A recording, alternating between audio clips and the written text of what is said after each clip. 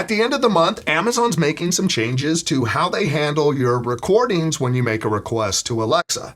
They sent out an email to customers explaining these changes, and if you don't let them save your recordings, what functionality you may lose. So we're going to talk through this, and I'll share with you why I'm not a big fan of this. Last week, I received the email from Amazon explaining what these new changes are, and I felt like I needed to make this video because I initially was just going to blow right past the email and not think twice about it. And I know even after I make this video, there's going to be a group of you out there who don't really care. There's I have nothing to hide, so I don't mind sharing data. First, that is a dumbass answer. No one should have free reign to your data because you have nothing to hide. But on the flip side, there are others who aren't going to be happy with this. I fall into that camp because I feel like this is an unnecessary change Amazon is making, and I don't like it. So let's dive into this email. It says, we're reaching out to let you know that the Alexa feature, do not send voice recordings, that you enabled on supported Echo devices will no longer be available beginning March 28th, 2025. This feature allowed compatible Echo devices to process the audio of Alexa requests locally on the device. So those requests that it could handle locally never went up to the cloud. As we continue to expand Alexa's capabilities with generative AI features that rely on the processing power of Amazon's secure cloud, we have decided to no longer support this feature. So just to explain that, if you had certain Echo devices like the Echo 4th generation and some of the other devices out there, when making a request that could be handled locally, it would process that request and never go to the cloud. So you ask to turn on a light, boom, turns on the light, doesn't need to go to the cloud. You ask to set a timer, there's no reason that needs to go to the cloud, boom, sets a timer on. If a request could be handled locally on the Echo, it would, which is really the best way to do it from a privacy standpoint and from a speed standpoint, and reliability too. For example, Apple Home doesn't need an internet connection to run. Amazon should actually be focused on more local processing and try to ultimately have AI running in the house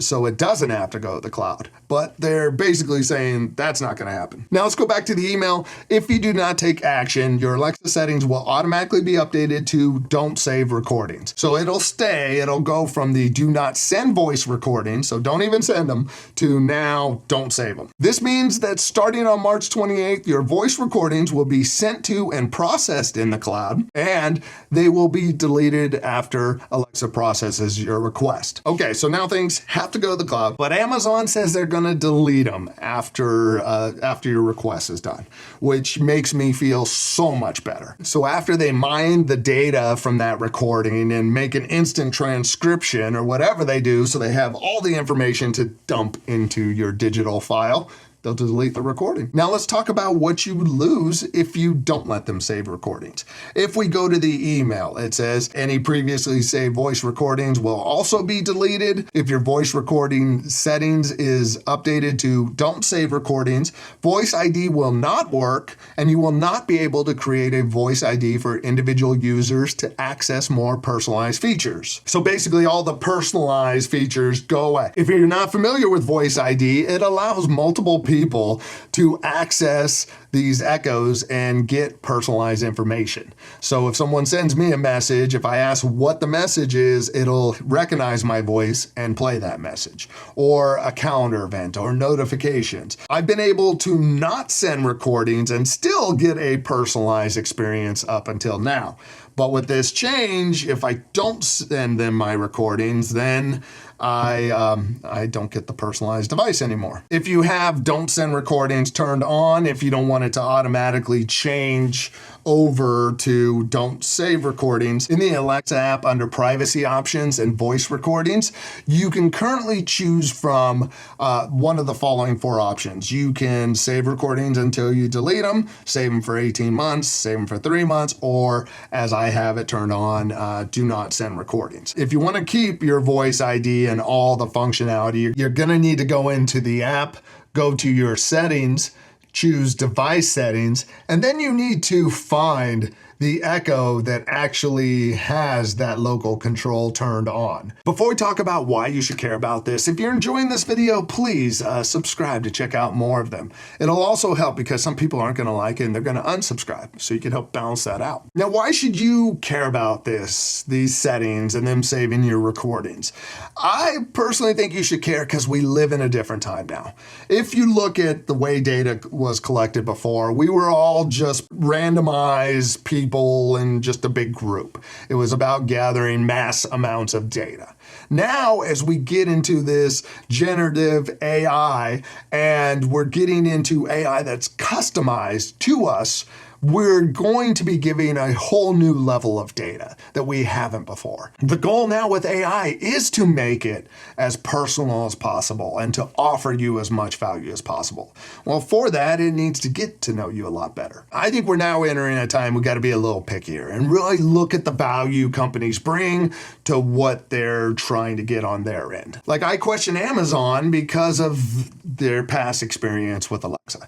It didn't turn out very well for them. It started to get annoying. People started using it less. Amazon's lost a bunch of money on it. And now we're coming up to Alexa Plus. The problem I see is no one's paying for it. Half of the users of Alexa Plus are already Prime users. So where does this money come from? Now, could it be through Amazon ads, one of their fastest growing departments? Maybe the helpful AI will know just the right ad to serve me. Maybe since it's been listening to me and it understands my voice and inflection and all that stuff, it'll know that when Craig sounds this way, he likes to buy tech toys. So if we put an ad in front of him at this time, there's a better chance of a sale. Knowing that Amazon's primary business is sales, and now Amazon ads is growing fast and Amazon Web Services, I like the saying, if you aren't buying the product, you are the product.